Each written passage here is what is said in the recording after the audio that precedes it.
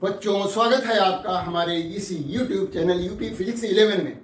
जैसा कि आप लोगों ने पिछले वीडियो में देखा कि किस तरह से वाहनों को मुड़ते समय अभिकेंद्र बल की आवश्यकता होती है और यह अभिकेंद्र बल विभिन्न परिस्थितियों में वाहन को कैसे प्राप्त होता है और यदि यह अभिकेंद्र बल न प्राप्त हो तो मुड़ते समय वाहन पलट सकता है।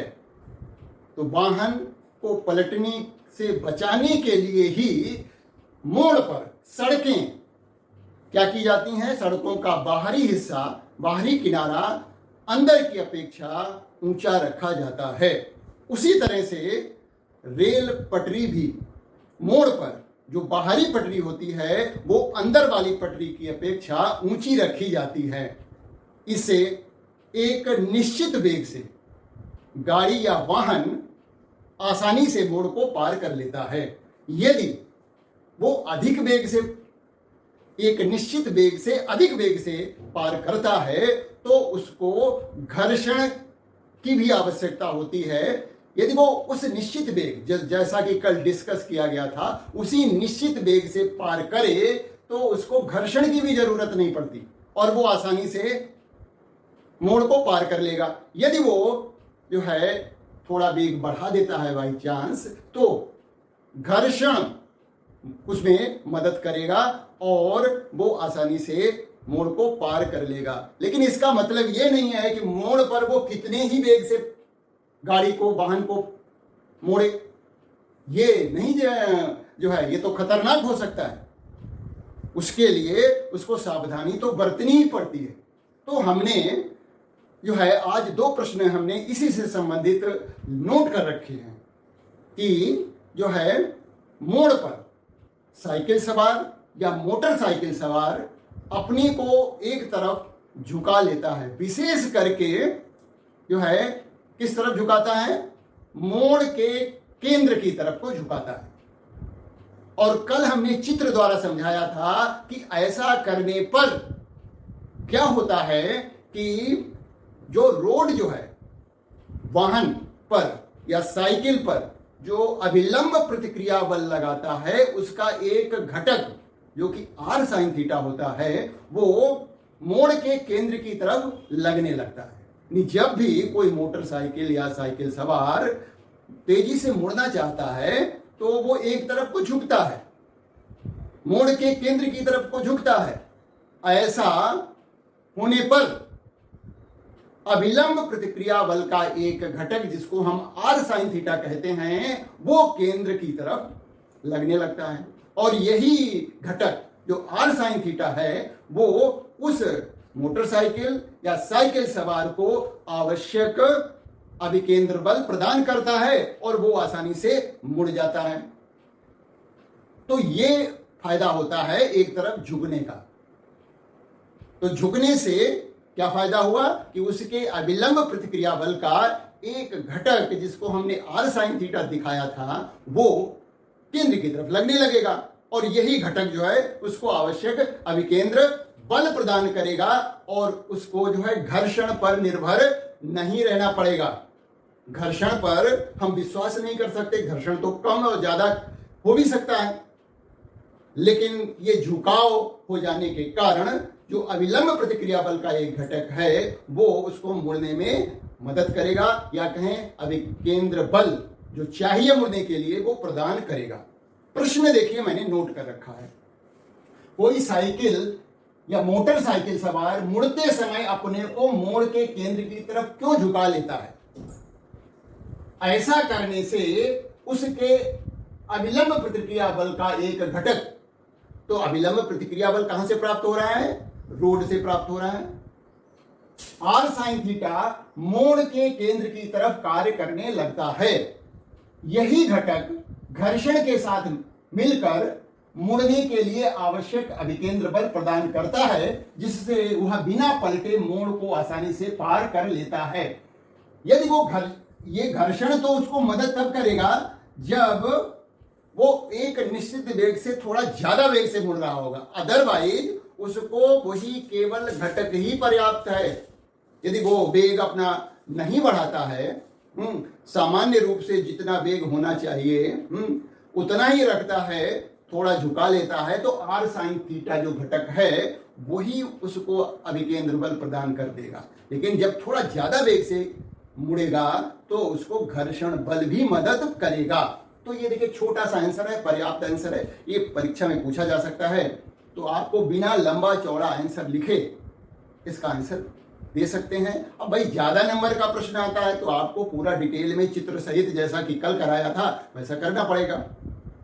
ठीक इसी तरह का एक दूसरा क्वेश्चन भी है, क्या कि मोड़ पर सड़कों का बाहरी किनारा भीतरी किनारे की अपेक्षा ऊंचा रखा जाता है, क्यों? या मोड़ पर रेलगाड़ी की बाहरी पटरी भीतरी पटरी की अपेक्षा ऊंची क्यों रखी जाती है? दोनों का एक ही आंसर है। ऐसा करने से रोड या जो पटरी का अभिलंब प्रतिक्रिया बल का एक घटक आर साइन थीटा मोड़ के केंद्र की तरफ कार्य करने लगता है। यही घटक घर्षण के साथ मिलकर वाहनों या कहें रेलगाड़ी को आवश्यक अभिकेंद्र बल प्रदान करता है, जिससे वाहन बिना पलटे मोड़ को आसानी से पार कर लेता है या लेती है। तो यहां पर जो हमने कल चित्र बनाया था, इसका चित्र देखिए ऐसा ही तो था। देखिए ये मान लिया बाहरी किनारा है और ये कोई वाहन है, ये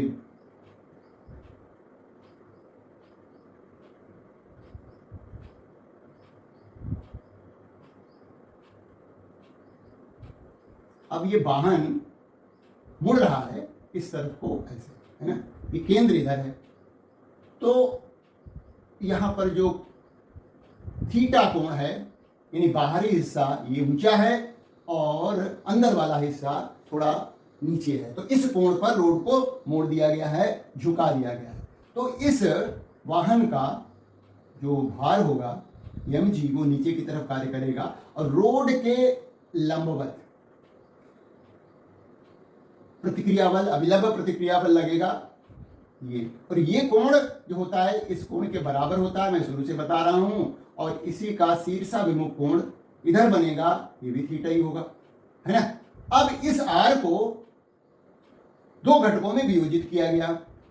जो कोण की तरफ घटक आता है वो आर कॉस थीटा होता है और इसके लंबवत जो घटक आर साइन थीटा होता है, इसी घटक की हम बात कर रहे हैं। तो ये जो घटक है आर कॉस थीटा वो तो इसके भार को बैलेंस करता है, आर कॉस थीटा बराबर mg हो जाता है, और जो आर अविलंब प्रतिक्रिया बल का घटक आर साइन थीटा जो केंद्र की तरफ लग रहा है, यही जो है क्या प्रदान करता है, mv स्क्वायर बटे आर।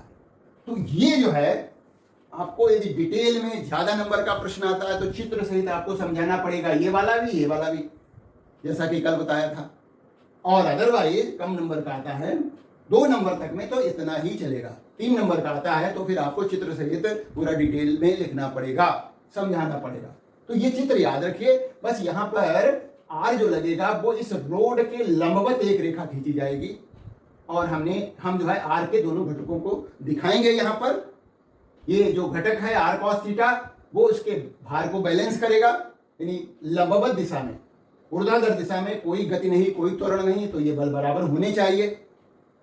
और फिर जो है जब हमने इस समीकरण को इससे भाग दिया था तो हमें मिला था tan थीटा बराबर मिला था v स्क्वायर बटे आर जी। तो इतना कोण है tan थीटा, है ना। तो ये कल समझ में आया होगा और शॉर्टकट में ये आंसर हमने लिख दिए। अब हम कुछ न्यूमेरिकल इस पर लेते हैं, ये बिल्कुल बेसिक न्यूमेरिकल है, इन न्यूमेरिकल को आपको करना ही करना है। बिना न्यूमेरिकल मैंने कहा काम नहीं चलता है। बहुत ही important basic question, interesting question बनते हैं यहाँ पर। तो इसको आइए समझते हैं और कोशिश करते हैं कि हमें इस तरह के और भी न्यूमेरिकल समझ में आ जाए और हमें करने भी चाहिए। तो देखिए पहला प्रश्न हमने लिख रखा है,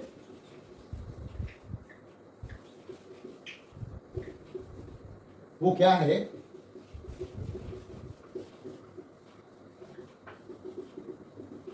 कि 10 ग्राम का एक कण 2 सेंटीमीटर की त्रिज्या के वृत्त की परिधि पर 2 मीटर पर सेकंड की चाल से गति करता है। कण पर लगने वाले बल का परिमाण तथा दिशा ज्ञात करिए। देखिए, जब भी कोई कण या वस्तु वृत्तीय गति करती है तो केंद्र की तरफ जो है कौन सा बल लगता है? अभिकेंद्र बल लगता है। तो यहां पर बल की बात की जा रही है, दिशा की, तो दिशा तो केंद्र की ओर होगी, बस बल का परिमाण ज्ञात करना है। तो प्रश्न 1 में अभिकेंद्र बल का सूत्र होता है mv²/r। द्रव्यमान 10 ग्राम है, इसको किलोग्राम में बदल दीजिए। देखिए, m का मान 10 ग्राम है ना, इसको किलोग्राम में बदलेंगे तो 10/1000 बराबर हो जाएगा 10.01 किलोग्राम। बाकी सेंटीमीटर, त्रिज्या सेंटीमीटर में दी गई है, तो r बराबर दिया गया है 10 सेंटीमीटर, तो इसको भी हम मीटर में बदलेंगे 10/100, तो ये हो गया 10.1 मीटर। और चाल तो मीटर पर सेकंड में दी गई है, तो इसको बदलने की जरूरत नहीं पड़ेगी। तो आइए मान रखते हैं, तो द्रव्यमान का मान हो गया 10.01 गुणा वेग है 2 मीटर पर सेकंड, तो 2 का वर्ग करेंगे बटे r, त्रिज्या आई थी 10.1 है ना, तो अब जो है 10.01 गुणा 4/10.1 है ना। देखिए, हमने ध्यान देना है, बस ये हमें जो यूनिट है मतलब मात्रक हैं उन पर हमें ध्यान देना पड़ेगा, है ना। तो अच्छा, त्रिज्या तो 10 सेंटीमीटर नहीं है, देखिए त्रिज्या 2 सेंटीमीटर, मैं भी गलत कर रहा था, 2 सेंटीमीटर की त्रिज्या है, तो 2 सेंटीमीटर के अकॉर्डिंग 2/100, तो ये हो गया 10.02 मीटर।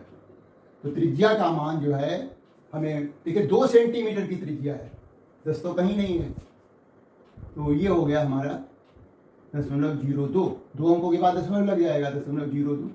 तो इस तरह से देखिए, अब हल करिए, दशमलव कट जाएगा और 2 से 4 कट जाएगा, तो 2 न्यूटन बल लगेगा। पहला प्रश्न हल। प्रश्नों को जो है ध्यान से देखें, इस तरह से कोई मिस्टेक ना हो। प्रश्न 2 देखिए, एक घड़ी की सेकंड वाली सुई की लंबाई दी गई है, सेकंड वाली सुई का मतलब ये त्रिज्या दी गई है, r बराबर दिया गया है 3 सेंटीमीटर, तो इसका मतलब ये 3/100 कर देते हैं तो 0.03 मीटर हो गया। इसकी नोक के कोणीय वेग तथा रेखीय वेग ज्ञात करो। ये नोक है, इसका कोणीय वेग यानी ओमेगा हमें पता करना है, और रेखीय वेग मतलब v पता करना है। तो कोणीय वेग का एक सूत्र है कोणीय वेग के, सारे सूत्र हमें मालूम होने चाहिए। कोणीय वेग ओमेगा बराबर होता है 2π/t। टी का मतलब होता है आवर्तकाल, आवर्तकाल का मतलब है एक पूरा चक्कर लगाने में लगा समय। तो जो सेकंड वाली सुई होती है वो एक पूरा चक्कर लगाने में कितना समय लेगी, कितने सेकंड लेगी? 60 सेकंड लेगी। तो इस तरह से उसका जो आवर्तकाल टी का मान तो हो जाएगा 60 सेकंड, तो ओमेगा बराबर हो जाएगा 2π/60, काट दीजिए तो हो जाएगा π/30। इसका मात्रक होता है रेडियन प्रति सेकंड। इसी तरह से हम मिनट वाली जो सुई होती है और घंटे वाली सुई होती है उसके भी कोणीय वेग निकाल सकते हैं। यदि मिनट वाली सुई की लंबाई दी गई है तो वो त्रिज्या हो जाएगी, और 1 मिनट की सुई पूरा राउंड लगाने में कितने मिनट लगाती है? 60 मिनट लगाती है। और यदि हमें सेकंड में बदलना है तो इसको हमें, क्योंकि हमें जो आंसर लाना होगा वो रेडियन पर सेकंड में लाना होगा, SI यूनिट में लाना होगा, तो उस 60 मिनट को आपको सेकंड में बदलना पड़ेगा। तो 1 मिनट में 60 सेकंड होते हैं, तो 60 मिनट में 60 गुणा 60 सेकंड में बदल दिया, और 2π को 2π ही रखेंगे, है ना। तो हम इस तरह से मिनट वाली का भी कोणीय वेग पता कर सकते हैं, इसी तरह से घंटे वाली का भी पता कर सकते हैं कि एक 12 घंटे में भाई पूरा वो राउंड लगाएगी, तो 12 घंटे को भी हम सेकेंड में बदलें, 12 गुणा 60 गुणा 60, और जो उसकी सुई की लंबाई हो घंटे वाले की उसको जो है ध्यान में रखते हुए हम, क्योंकि यहां पर अभी हमने देखे आर का प्रयोग ही नहीं हुआ, आर का तो प्रयोग होगा जब हम ये वाला रेखीय वेग निकालेंगे। कोणीय वेग में तो केवल समय की जरूरत है कि पूरा राउंड लगाने में कितना समय सेकंडों में लगता है, वो बात हमें लेनी है। तो अब हम, क्योंकि हमें यहां पर कोणीय वेग तो निकल गया, रेखीय वेग भी निकालना है, तो रेखीय वेग का अलग से सूत्र है ना। रेखीय वेग v बराबर होता है आर ओमेगा। आर का मान अब जरूरत पड़ रहा है हमें 0.03, और ओमेगा का मान ये देखिए आया है π/30। तो आप ये देखिए दशमलव हटाएंगे, है ना, दशमलव हटाइए तो 2 0 बढ़ा दीजिए, दशमलव हट गया, अब काट दीजिए, तो π/1000 मीटर पर सेकेंड, या भाई सेंटीमीटर पर सेकेंड में निकालो तो सेंटीमीटर पर सेकेंड में निकल जाएगा, है ना। तो इस तरह से जो है रेखीय वेग आ गया और कोणीय वेग भी आ गया। रेखीय वेग निकालते समय त्रिज्या की जरूरत पड़ेगी। इस तरह से हम पृथ्वी जो सूर्य के चारों तरफ चक्कर लगा रही है उसका भी रेखीय वेग कोणीय वेग निकाल सकते हैं। पूरा चक्कर लगाने में कोण हमेशा 2π ही रहेगा, है ना, और जो आवर्त काल होगा वो पूरा जो जितना समय लग रहा है ना, वो लिया जाएगा। तो पृथ्वी को 365 दिन लग रहे हैं सूर्य के चारों ओर चक्कर लगाने में, तो 365 के हिसाब से टाइम पीरियड रहेगा, आवर्तकाल टी का मान रहेगा। तो इस तरह से कई एक प्रश्न बन सकते हैं। अगला देखिए, तीसरा प्रश्न देखिए क्या है कि 1 किलोग्राम द्रव्यमान के एक पिंड को, प्रश्न 3 है, इसमें द्रव्यमान दिया गया है कितना, 1 किलोग्राम है, के एक पिंड को 1 मीटर लंबी डोरी के एक सिरे से बांधकर, मतलब आर का मान है 1 मीटर, 10/π चक्कर प्रति सेकंड की दर से क्षैतिज वृत्त में घुमाया जाता है। अब ये देखिए दो चीजें होती हैं, रेडियन पर सेकंड दिया गया है तो उसका मतलब वो ओमेगा है, ध्यान रखिए, यदि रेडियन पर सेकंड दिया गया है तो वो ओमेगा है, और ये जो दिया गया है यहां पर 10/π चक्कर प्रति सेकंड की दर से क्षैतिज वृत्त में घुमाया जाता है। डोरी का तनाव ज्ञात करिए, यहां पर जो 10/π दिया गया है ये उसकी क्या है, फ्रीक्वेंसी है, आवृत्ति है। और एक हमने फार्मूला निकाला था जिसमें आवृत्ति का प्रयोग होता था, जिसका आपको फार्मूला था ओमेगा का ही था, कोणीय वेग का था। तो जब आवृत्ति दी हो तो हमें ओमेगा बराबर होता है 2πn, ये आवृत्ति है। भाई यहां पर क्या हुआ, ओमेगा बराबर 2π/t था, और 1/t जो होता है वो आवृत्ति होता है, तो ये 2πn हो गया।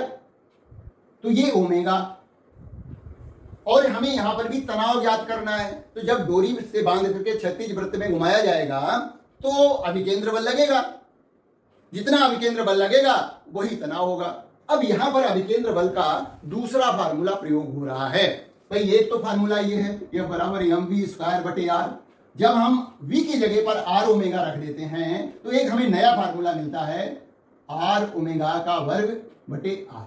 तो ये हो जाता है mr² ओमेगा²/r, एक कट गया r, तो f का मान आ जाता है mr ओमेगा²। अब यहां पर ये वाला फार्मूला प्रयोग होगा क्योंकि ओमेगा दिया गया है, तो ओमेगा का मान पहले निकालिए। तो ओमेगा, ये सूत्र प्रयोग होना है यहां पर, तो ओमेगा बराबर है 2πn, और 2πn का मान दिया गया 10/π, तो पाई से पाई घट गया, तो ओमेगा हो गया 20 रेडियन पर सेकंड,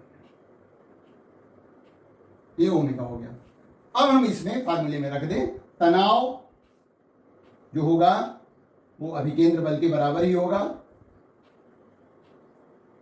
बराबर है mr ओमेगा²।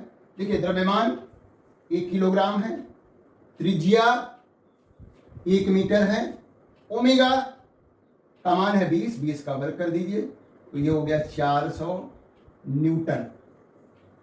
400 न्यूटन का तनाव डोरी में उत्पन्न होगा। चौथा प्रश्न देखिए,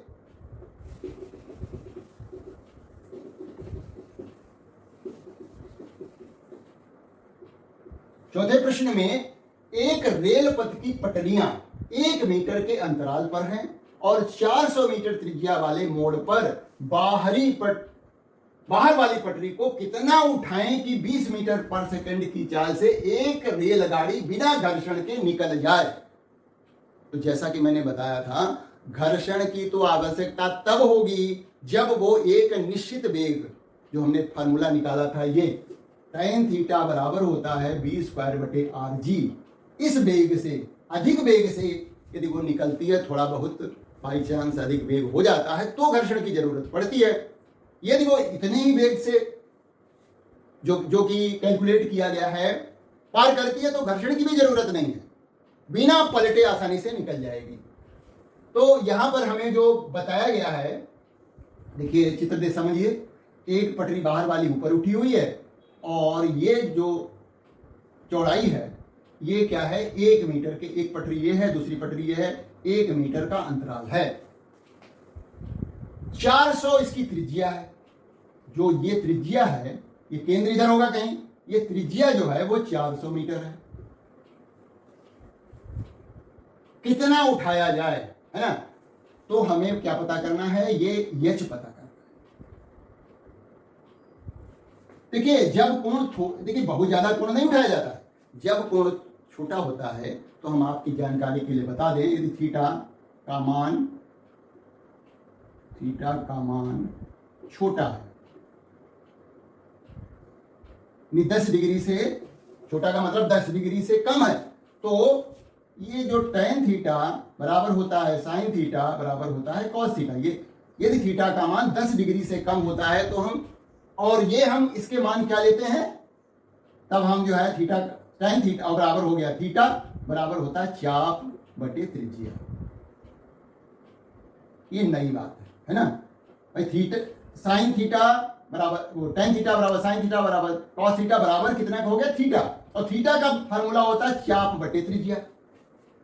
लेकिन ये कब होता है, जब थीटा का मान बहुत छोटा है, 10 डिग्री से कम है, ज्यादा से ज्यादा 10 डिग्री, तो उस स्थिति में हम जो है ये फार्मूला प्रयोग करते हैं। तो यहां पर हमें देखिए ये ऊंचाई पता करनी है। वैसे तो थीटा ये हो गया, साइन थीटा का मान आसानी से निकल सकता है क्योंकि ये लंब है, ये कर्ण है, लंब बटे कर्ण, यानी साइन थीटा का मान ही tan थीटा का हो जाएगा। यानी यहां पर देखिए ये बात समझ में आई होगी। तो ये साइन थीटा देखा जाए बराबर थीटा हो गया और वही tan थीटा भी है। tan थीटा बराबर साइन थीटा बराबर थीटा, ये हो गया चाप और ये हो गई जो है चाप की लंबाई, ये हो गई त्रिज्या। हाँ, तो चाप h बटे 1, तो थीटा का मान हो गया, यानी tan थीटा का मान हो गया h बटे 1 मीटर दी गई है, ये है ना। तो यहां पर मान रखें h बटे 1 बराबर हो जाएगा v²। कितने वेग से गाड़ी को पार कराना है, 20 मीटर पर सेकंड के वेग से, तो 20 का वर्ग हो गया, त्रिज्या 400 मीटर की है ना। देखिए अंतराल 400 मीटर त्रिज्या वाले, तो ये हो गया 400। आज जी का मान क्या है, 10 है। जी का मान सारे प्रश्नों में हम 10 ही लेंगे, 10 लेंगे। तो इस तरह से h का मान आ जाएगा 20 आम 400 बटे 400 गुणा 10, 400 कट गया, 1/10 मीटर कहें या फिर 1/10 गुणा 100 कर दें तो ये हो जाएगा 10.100। h का मान आ गया 10 सेंटीमीटर। केवल आपको बाहरी पटरी को 10 सेंटीमीटर ऊंचा उठाना है। इस बाहरी पटरी को कितना उठाना है, केवल 10 सेंटीमीटर। तो वो आसानी से गाड़ी 20 मीटर पर सेकंड के वेग से मोड़ को पार कर लेगी बिना घर्षण के प्रयोग किए।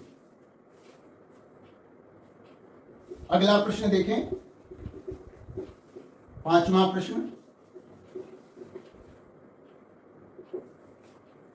एक सड़क सड़क के एक मोड़ की त्रिज्या 500 मीटर है, आर का मान 500 मीटर है। सड़क की चौड़ाई 10 मीटर है। चौड़ाई का मतलब देखिए, जो अभी हमने चित्र बनाया था वही है, ये मोड़ है और ये इस तरह से बाहरी हिस्सा उठा हुआ है, और ये त्रिज्या, मोड़ की त्रिज्या का मतलब ये होता है कि ये इस कर्व जो बन रहा है उसकी त्रिज्या, केंद्र कहीं यहां पर होगा, तो ये त्रिज्या जिसके मध्य बिंदु से यहां तक की दूरी वो दी गई है 500 मीटर। ठीक है। अब सड़क की चौड़ाई जो है वो 10 मीटर है, ये 10 मीटर है, तथा बाहरी किनारा भीतर वाले किनारे से 0.15 मीटर से ऊंचा है। ये वाला हिस्सा जो है बताया गया कितना ऊंचा है, 0.15 मीटर है ना, यानी 15 सेंटीमीटर है, इतना ऊंचा है। तो ये झुकाव सड़क पर कितनी चाल के लिए आदर्श है, वही फार्मूला जो अभी बात की थी उसी का प्रयोग होना है। तो tan थीटा बराबर होता है v²/rg, और जैसा कि हमने बताया कि यदि कोण छोटा है तो tan theta sin theta cos theta बराबर थीटा के होता है, तो यहां पर भी tan थीटा बराबर sin थीटा बराबर cos थीटा बराबर होता है थीटा। थीटा बराबर होता है चाप/त्रिज्या, है ना। इस कर्व की त्रिज्या इतनी ही है ना।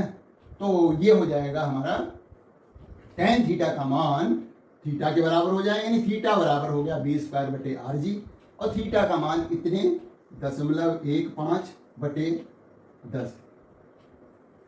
v² पता ही करना, इसके बारे में जानकारी लेनी है।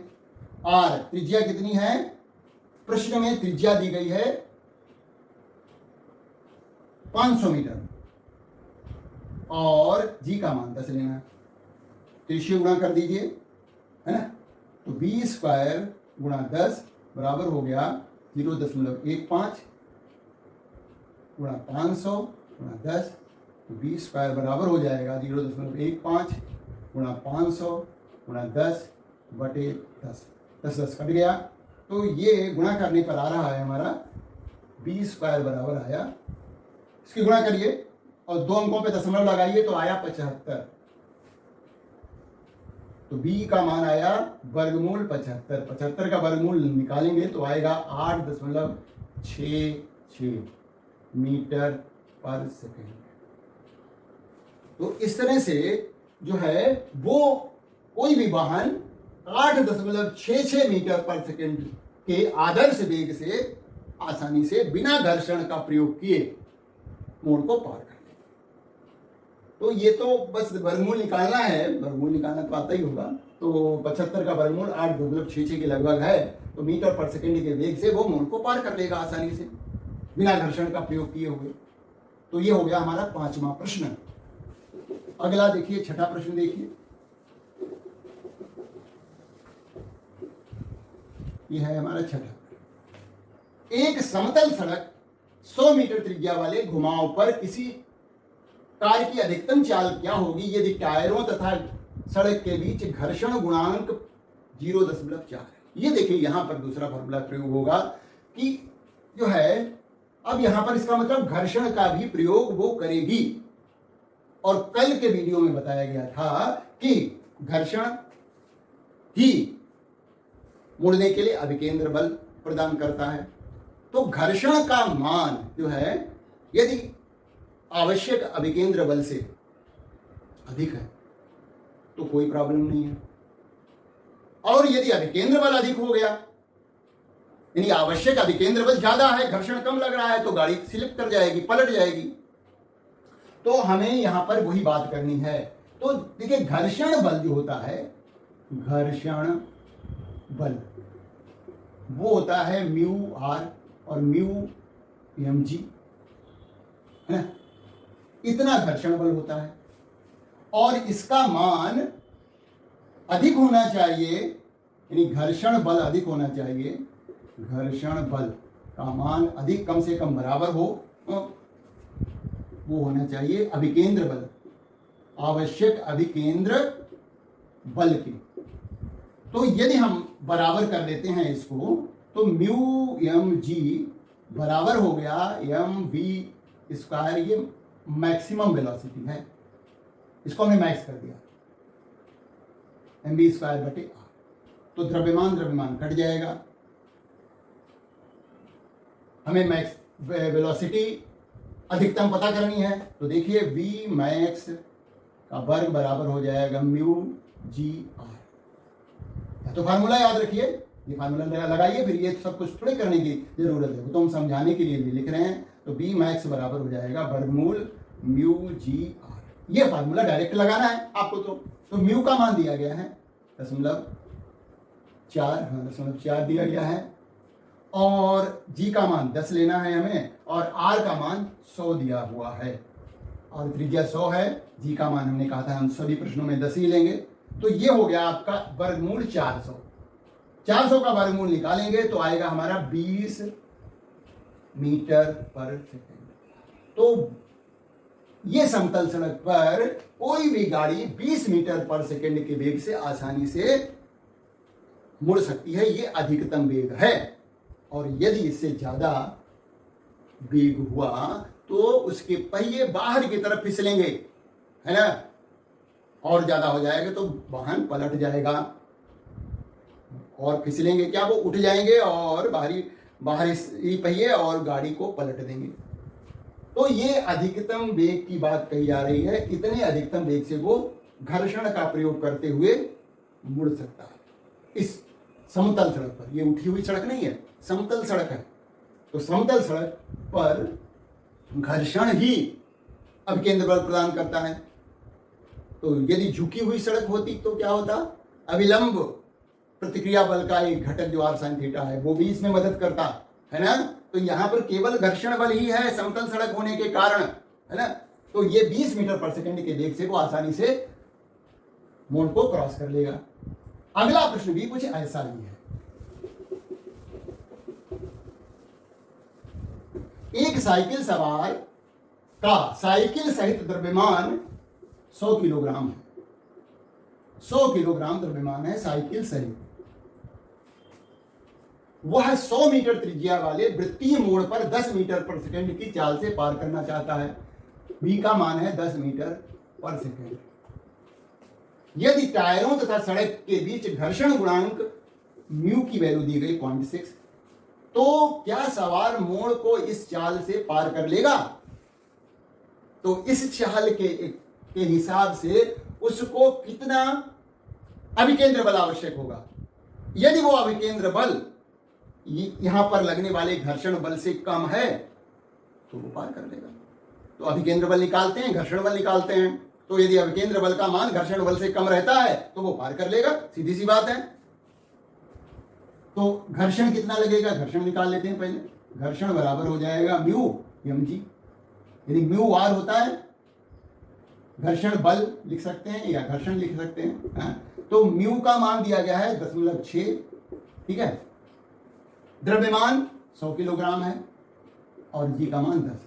तो ये घर्षण बल का मान कितना आ गया, देखिए 600 न्यूटन आ गया, है ना। यदि आवश्यक इस वेग के लिए 10 मीटर पर सेकेंड के वेग से वो मुड़ना चाहता है, यदि इस वेग के लिए आवश्यक अभिकेंद्र बल इससे कम रहता है तो मुड़ जाएगा आसानी से, है ना। तो आवश्यक अभिकेंद्र बल वो होगा एम वी स्क्वायर बटे आर, है ना। तो द्रव्यमान 100 किलोग्राम है। वी स्क्वायर कितना रखना चाह रहा है, वी 10 का वर्ग बटे त्रिज्या कितनी है, 100 मीटर त्रिज्या है। 100 कट गया तो आ गया 10 का वर्ग 100 न्यूटन ही चाहिए केवल, और उसको घर्षण बल मिला 600 न्यूटन। तो यहां लिख दीजिए, क्योंकि आवश्यक अभिकेंद्र बल का मान प्राप्त घर्षण बल से कम है। अतः साइकिल सवार सवार मोड़ को दिए गए वेग से या चाल से आसानी से पार कर लेगा। ये बात हो गई, क्योंकि हमने देखा कि जो अभिकेंद्र बल केवल 100 न्यूटन चाहिए, घर्षण बल मिल रहा है 600 न्यूटन, तो आसानी से पार कर लेगा। तो ये कुछ बेसिक प्रश्न थे जो कि बहुत ही इंपॉर्टेंट हैं, और इन प्रश्नों को आपको आना चाहिए, और भी आप कोशिश करें, लगाएं इस तरह के प्रश्नों को। तो क्योंकि मैं जो है बेसिक क्वेश्चनों को कवर करता हुआ चल रहा हूं, इतनी जो मिनिमम डोज है न्यूमेरिकल्स की वो मैं दे रहा हूं, जिससे कि आपका काम चल सके। ये केवल काम चलाने के लिए है, और काम तो अच्छी तरह से चल जाएगा, लेकिन भाई कॉम्पिटिटिव एग्जाम में आपको जाना है तो फिर आपको और ज्यादा मेहनत करनी पड़ेगी। लेकिन पहले बेसिक क्वेश्चन तो आ जाएं, आपको कॉन्सेप्ट तो क्लियर हो कि हमें कौन चीज कब चाहिए, क्या है इसका मतलब, क्या है कि वो मोड़ पाएगा या नहीं मोड़ पाएगा, मतलब इसको हम कैसे जस्टिफाई करें। तो ये सब बातें तो आपको समझने के बाद ही आएंगी। और प्रश्न हमने कहा था न्यूमेरिकल लगाने के बाद आपको फिजिक्स के कॉन्सेप्ट और क्लियर ज्यादा हो जाएंगे, इसलिए न्यूमेरिकल को बिल्कुल नहीं छोड़ना है। और मैंने देखा कि वीडियो आप लोग थोड़ा देखते हैं और आगे बढ़ जाते हैं। वीडियो को जब तक पूरा नहीं देखेंगे, लगातार जितने वीडियो डाल रहे हैं सब नहीं देखेंगे तो काम नहीं चलेगा। आपको टाइम तो देना ही पड़ेगा, टाइम देना पड़ेगा। वीडियो देखने के बाद भी कुछ और अपनी तरफ से भी कुछ ट्राई करने पड़ेंगे, क्वेश्चन है, न्यूमेरिकल, तब जाकर के अच्छे मार्क्स आएंगे। लेकिन मदद मैं पूरी कर रहा हूं, लेकिन आपको भी कुछ करना तो पड़ेगा, है ना, तभी आप जो है अच्छा कर पाएंगे। उम्मीद है कि ये सारे प्रश्न आपको समझ में आए होंगे, और इस तरह के कुछ और प्रश्न कर लेंगे तो आप परफेक्ट हो जाएंगे। लेकिन हम ये चाहेंगे कि आप वीडियोज को बिना स्किप किए समय दीजिए, पूरा देखिए, और ऐसा नहीं कि एक वीडियो देखा अगला छोड़ दिया ना, सारे देखिए। कोई चीज कम समझ में आएगी, कोई ज्यादा समझ में आएगी, और फिर हो सकता और आगे चल करके समझ में आ जाए। तो ये हमारी एक रिक्वेस्ट है कि आप वीडियोस को पूरा देखें, समय दें, तभी आपका मतलब कल्याण होगा देखा जाए तो। चलिए, ये चैप्टर समाप्त होता है। अब हम अगला चैप्टर जो है शुरू करेंगे अगले वीडियो से, और अपने दोस्तों को वीडियो शेयर करिए, सब्सक्राइब जरूर कर लीजिए, जिससे कि मेरे डाले गए वीडियो आपको तुरंत मिल जाएं। लाइक करते रहें। Thank you for watching this video.